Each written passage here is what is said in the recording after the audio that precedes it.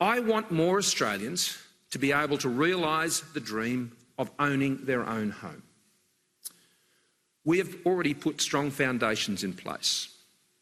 A strong economy is, of course, critical to that. There were 112,000 new first homeowners last year. That's a 9-year high. And the measures so far have included allowing first home savers to use their super fund to get a tax cut on their home deposit savings, meaning they can save up to 30% faster with exactly the same what they're taking out of their pay each week. Restricting foreign ownership and new developments in real estate and real estate more generally. We established the National Housing Finance and Investment Corporation that is directly lending money at low rates to support affordable housing projects by community housing organisations. And we're making more government land available, particularly defence land, for new housing, including more affordable housing projects. But we need to go further. It's hard to save for a deposit, especially with the banks pulling back and larger deposits of 20% now being standard. It's not getting easier. We want to help make the dreams of first home buyers a reality. So we have decided to go further at this election and pledge to adopt a scheme similar to what's been running by our Kiwi cousins in New Zealand for many years now. Our new first home loan deposit scheme, I announced today, will enable first homeowners to buy their home with a deposit of down to 5%. This will make a big difference, cutting the time taken to save for a deposit by at least half and more. This will work by the government's National Housing Finance and Investment Corporation that I established as Treasurer, supporting these first home borrowers.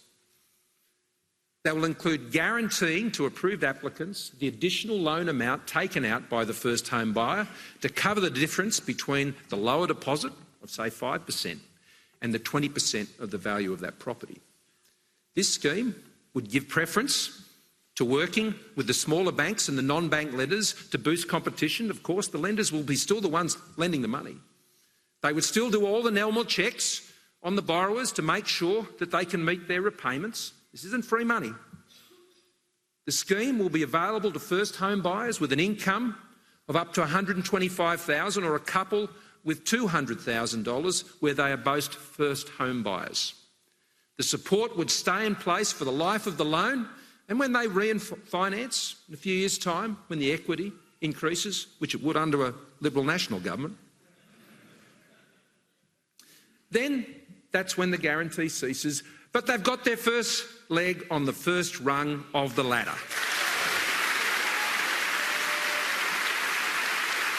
And you know, when you give Australians a go, they'll get a go and they'll have a go.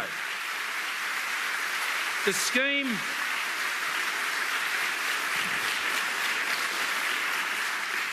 scheme will complement our First Home Super Saver scheme that remains and all the state-based schemes as well, and it'll start from the beginning of next year.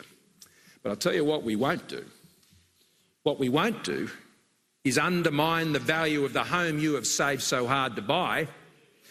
What we won't do is undervalue the home that you're paying your mortgage on, or you're out there trying to save for your first home and are renting, and we won't put up your rent by making the sweeping changes to negative gearing, abolishing it as we know it and increasing capital gains tax by 50% as Labor will.